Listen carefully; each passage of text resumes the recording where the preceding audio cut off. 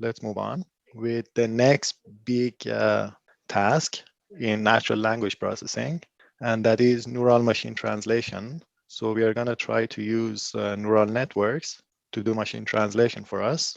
To be honest, the task is very similar to classification. At least when it comes to inference, you are doing an argmax of the target sentence. Let's say this is French. And then from English, you want to go to French. Assuming that you know your probability and you somehow came up with a good model for your probability, for your conditional probability, then inference is very easy. You just need to solve an argmax problem. Given a source sentence, give me the target sentence. And as you can see, there are no unique answers to the translation. That's why you are modeling the probability. Because for each source sentence, there might be multiple good target sentences, multiple good translations. So it's better to model the probability. The entire neural machine translation is going to be about modeling this P. And we are going to start with a model with recurrent neural networks. And what we are going to do is we are going to do encoder-decoder architecture. What is the source sentence like? It's going to be a sequence of vectors. And we know that we are representing our words with vectors. So the input sequence is a input sentence is going to be a sequence of vectors. But the problem is that this could be variable length. That's why we are going to use an encoder to encode the entire thing, the entire sequence into a single vector. And this is actually what we were doing for classification as well. We had a variable length sequence and we were transforming it into a vector. So that's the encoder part. We are going to use an LSTM or any other type of recurrent neural network is going to work here. And we know that the input to an LSTM is a sequence. The output is going to be another sequence of vectors. And the sequence of vectors is going to be the sequence of HTs. And the question is, what is this C? How are you going to model it? Previously, this is what people have been doing. So you set C to be a function of all of your hidden states, but then a particular formula for Q could be the function that is just picking out the last vector in your sequence. And that's going to give you a single vector, and that's going to have the size of HT of X. So always you're picking up the last guy, the last vector in your sequence. And we know that these are n-dimensional vectors. This is the encoder. Now you encoded a sequence into a single vector. Now the problem is you want to go back and you want to keep outputting your translated sentence, one word at a time. So you want to write down this probability of y given x. I'm removing x, but this is exactly what you have up there. It's P of y given x. What you write here is just a chain rule for probabilities. So there is nothing wrong with that. You can say the probability of y given x is the probability of y1 given x times the probability of y2 given y1 and x times the probability of y3 given y2, y1, and x, etc. So this is just a chain rule. There is nothing wrong with that. But then you're doing an approximation here for this probability. First of all, you are not conditioning on x, you are conditioning on c, which is a representation of x. So there is some approximation going on there. And then you are conditioning. You need to be conditioning on all of the previous words that are already produced by your machine translation, y1 up until yt minus 1. So these are the French words. These are the English words as an example. But then that one, you can approximate it by saying, let's condition only on the last guy, the last word in the translation that we just uttered, and then summarize everything else in a hidden state. So ST is very similar to HT.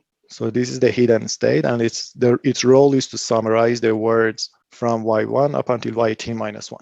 So this is your output sequence, and it's going to be a sequence of one-hot vectors because that's your distribution. You want to know what word is going to come out next out of your translation. And as I mentioned, ST is the hidden state of the recurrent neural network. This is the decoder. So you're going to have an encoder architecture, you're going to have a decoder architecture. And this is the previous state of the art before this paper. So this is neural machine translation. Now what we want to do is we want to introduce attention. And this is, I could claim that this is the first paper that introduced attention mechanism for natural language processing.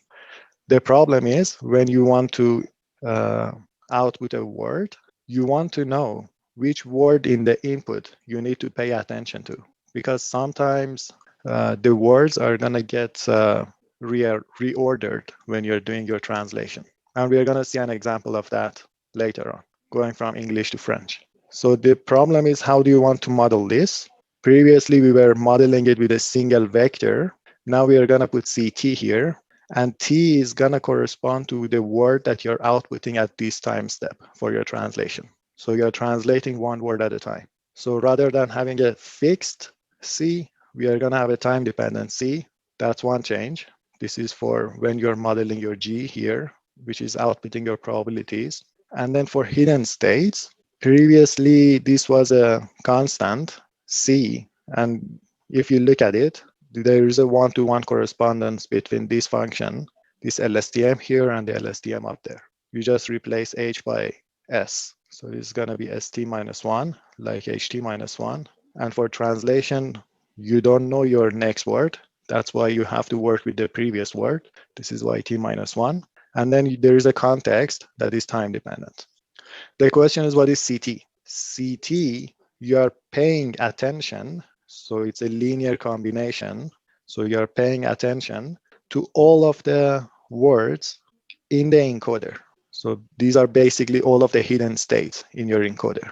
So T prime is indexing 1 up until TX. So this is the length of your source sentence. But then we know that we have an attention budget of 1. And whenever you have a budget of 1, like probability distributions or attentions, what are we going to use? That's a question for you. Softmax. Yes, so we are going to use softmax. So that's going to give you a softmax of some scores. Now the question is, how are we going to model these scores? ETT prime and ET tau. So ETT prime is going to give you your alignment score. So at that time, they were calling it alignment because they wanted to align the source sentence with the target sentence. But this is basically an attention mechanism. And I'm going to tell you what is A, or what particular formula for A we are going to use. But in the end, it's about the hidden states of the encoder and the decoder. So this is the hidden state of the decoder, hidden state of the encoder. One of them is T, the other one is T prime. That's why it's going to give you E of T, T prime. So for each pair of T and T prime, you're going to have a score. And once you have that, you're going to push that through your softmax. That's going to give you a budget of 1 that you can distribute among the source sentence, and that's going to give you CT. So the only change is that you're replacing C by CT. And visually speaking, this is what is happening. The source sentence goes in from X1 up until XTX. This is basically XT. Then you're going to have a bidirectional LSTM. That's going to give you your hidden states. So this is going to give you HTs. Then these alphas are these alphas here. So you're going to do a linear combination and then sum them up. That's going to give you your CT. And then to update ST, what goes in? ST minus 1 goes in. So that's ST minus 1. YT minus 1 goes in. And then CT is going to go in. And then it's going to give you the next state of your decoder. So let's see particular examples for F. So these were just general functions up until now. Now we are going to look at some instances of them, some examples. This we learned before. Can somebody remember what this is? GRU? Yes, exactly. So it's gated recurrent unit. And there is this new information, the hidden information that we just got. It's a function of the previous word, but you cannot input words. You have to first embed them into vectors. And that's what you're going to do. E is the embedding matrix. And if you remember previously, we had the roles of these two guys switched. Now this is the most used version of GRU. That first you multiply by R and then you multiply by your matrix. So these are the parameters. W, U, and C are parameters that you're going to learn through stochastic gradient descent. And then CI is this CT here. So there is a correspondence between T and I. So they're the same. And as you mentioned, this is just a GRU. You have update gate, reset gate. That was for the decoder. For the encoder, you're gonna ignore C, so there is no CI anymore. So these terms are gonna go away. And you're gonna replace SI by HI. So in this formula, you're gonna have HI is F of HI minus 1 and xi, and you're going to replace yi minus 1 by xi. And then there is no ci anymore. So that's encoder, that's your decoder. So I gave you f, and this f here, I gave you this q function. This is your attention mechanism now. Now I need to tell you what is your loss function and how are you actually going to update, how are you going to output these probabilities. So I need to tell you what is G. That's what I owe you. And the other thing that I owe you is this attention. So I need to tell you what is A and I need to tell you what is G. So A is this mechanism. So you're going to have the hidden state for the decoder. You're going to have the hidden state for the encoder. And then you're just going to multiply them by two matrices. These are going to be parameters of your model. You're going to learn them, push them through a nonlinearity. This is going to give you a vector, but for attention, you want to have a scalar. That's why you're going to multiply it by a vector of the same size. So it's just the inner product of the two. That's going to give you a scalar that you can then push through your softmax to turn them into numbers from 0 to 1 that add up to 1. So that's A. Now I need to tell you what is G. For G, you have a one-hot vector, yi, which is going to pick out the corresponding index or the corresponding element of your vector. So whatever that you multiply this vector by, it's going to pick out the corresponding element. So wherever it's 1, it's going to pick out that element.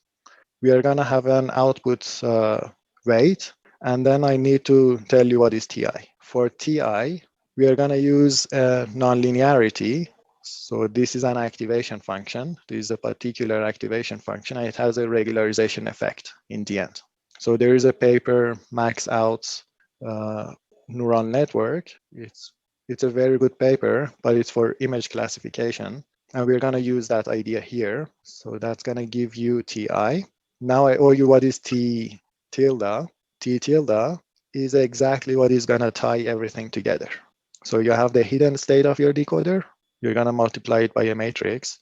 You have the previous word. You're going to first encode it. You're going to do the embedding matrix and then multiply it by another matrix. These are the parameters of your model. And then it's also a function of CI. And in the end, everything is now tying together. I told you what is F. I told you what is Q. We know what is G, how the probability is being modeled, and we know what is this F, and we know what is A. Okay, now the question is, what is your loss function? This is your probability coming out of your model. Once you have the probability, this is basically your likelihood, and you can maximize the likelihood or minimize the negative of the log of the likelihood. So your data set is going to be in the form of pairs of source sentence, target sentence. Source sentence, target sentence is going to give you the corresponding likelihood, and you maximize it with respect to the parameters of your model. And these are the parameters: UO, VO, CO, WO, UA, WA, VA, these C's and U's and W's. And I guess that's it. And of course, if you want to optimize your embedding matrix, you can also do that if you have enough data. For pairs of languages such as English and French, you have a lot of pairs of data. So there is a question, what is VA in here? So VA is also a bunch of parameters. It's a vector of the same size that is coming out of this operation. It has exactly the same size, but now you're transposing it. That's going to give you the dot product between VA and the other vector. It's going to turn the outcome to be a single number. So we are parameterizing A. So any other question? Is everything clear? Is there just a single embedding built from both languages, or the languages embedded separately? That's a great question. And this is exactly if you attended the colloquium, the second speaker was telling us about different choices. Should we just merge the two languages together and come up with one single embedding, or have separate embedding for the two languages. Mhm. I guess this is separate embedding for this paper. Okay. But these are really important questions because they can have an effect on the outcome, on the accuracy of your model. And are the questions? LSTMs the same for the F that we're using up above and down below in the decoder? What's different is the inputs, or are the parameters totally different? So you have different parameters. That's one thing. Totally different parameters for the encoder and decoder. Oh yeah, and But the rest of it is the inputs are being renamed. I mean, you don't have CI, so there is no parameter C anymore. And SI is going to take the role of HI, and YI minus 1 is XI. So it's exactly the formulas above. You just do these modifications. So I didn't want to write them again. Yeah.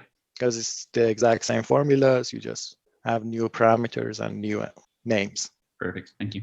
Okay. Any other questions? So there seems to be a trend here. Yes. In machine translation and in natural language processing, we are most of the times using GRUs, gated recurrent units, because they are simpler. They give you similar performance. They have less parameters. But when we go to speech, we are going to work mostly with LSTMs, the usual ones. Any other questions? So this is your attention mechanism. So what is missing? I told you what you're going to do for inference. You're just going to solve this maximization problem. Per each sentence word, per each input sentence that goes in, you want to know what is the corresponding translation, and you're going to solve this. I gave you the model for this P. We know what is the loss function. We know what is our data at least going to look like. It's pairs of source and target sentences. And the loss, I also told you, what is missing is how are you going to know how good your translation is? What is your metric? So there is always these four components: data, model, training, inference, and then you need to evaluate your model. The metric that you're going to use, and I'm sure you're familiar with it, at least you have heard the name, it's BLUE score. For BLUE score, the more is better. So the larger your numbers, the better is your model. What does BLUE stand for? Stands for bilingual evaluation understudy. And understudy is just a substitute. So you want to have a substitute for human translators. You want to have an understudy for human translators. So BLUE is going to do that. So there is this nice video. This is your homework. I want you to click on this. It's going to take you 10 to 15 minutes to watch this. And then it's going to give you the intuition behind the BLUE score. It's a perfect video. If you want to know the formula, so what is the problem with machine translation? The problem is for each input sequence X, there might be multiple good translations.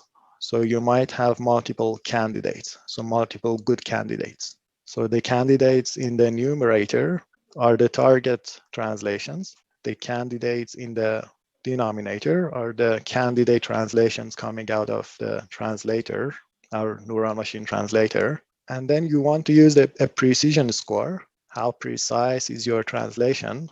But the problem is if you use that, it's going to give you a bunch of ones and you're not going to get much information out of it. So you're just going to need to clip your counts. So you're going to look at your n-grams. You start with words, 1 grams. You're going to write P1. You're going to do 2 grams or bigrams. You're going to write P2. You're going to write up until whatever BLUE score that you want, BLUE 5, BLUE 6, etc. You're going to create these PNs. And I want you to watch this video for intuition behind this formula. Okay, so why this works. But once you do that, there is a problem. And the problem is this score is gonna give higher scores to shorter sentences. So there is a tendency for this score to give higher values or give higher scores to shorter sentences. To compensate for that, you're gonna penalize the score. If it gives you a short sentence, you're gonna do a penalty on the BLUE score. So I think it's better if I take a log of the BLUE score, and then things are gonna become more clear. If you take the log of the BLUE score, there is this BP, brevity penalty. There is an exponential in it. The log is gonna cancel the exponential. And then the other one, log of 1 is 0. So that's why you get this formula here. And this exponential is gonna go away. you're going to have a linear combination of these logs of these n-grams precision. So it's the log of the precision score corresponding to n-grams. So what's going to happen? And let's see what is R, what is C. R is the reference translation length. C is the candidate translation length. So the candidate is coming out of your translator, and the reference is the ground truth. They have length. And let's say C is less than R.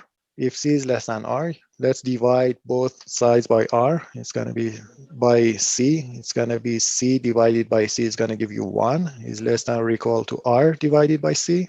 Take everything to one side. It's going to give you 1 minus R divided by C less than or equal to 0. So if the candidate length is less than the reference length, this term is going to be negative, and the minimum of something negative and 0 is that negative thing. So you're penalizing the log of the blue. So a similar thing is going to happen to blue. So you're penalizing the blue score. If the candidates translations that are being outputted by your model have a shorter length compared to the reference length. So that's the blue score. The higher is the better. And if you subtract something from it, then you're penalizing, you're reducing the blue score. And that's how you're going to evaluate your models, your translation models. I promise that I'm going to give you an example of a translation and how the attention mechanism is working. Let's say you want to translate from English to French, and the sentence is the agreement on the European Economic Area was signed in August 1992. And let's read this sentence. L'accord sur la zone économique européenne a été signé en août 1992. Now, most of the words are going to align together. The agreement on the European, there is alignment there. But then if you look at zone économique européenne and European Economic Area, they're switched, their roles. And that's how your model is paying attention to them. And was signed and a été, there's a little bit of confusion of where to attend. And then the rest of it is one-to-one correspondence, more or less speaking. That's how the attention mechanism is working. Here's another example. So there is some rearrangement of the furniture here, but then the rest of it is mostly one-to-one correspondence. Any questions before I move to the next topic? So yeah, I told you everything. I told you how to translate. What is actually a translation? What is the aim? How do you model the probability? And how do you write your loss function? And how do you evaluate your model? So this is a very important homework. I want you to watch this. Otherwise, you're not gonna know why this is important and what is happening behind the scenes. Okay, let's move on. The attention we are gonna revisit in the future, so I don't worry about that. But what I worry about is this encoder decoder. And the other problem with this neural machine translation is that there was still a gap at that time between purely neural machine translations and the previous state of the art.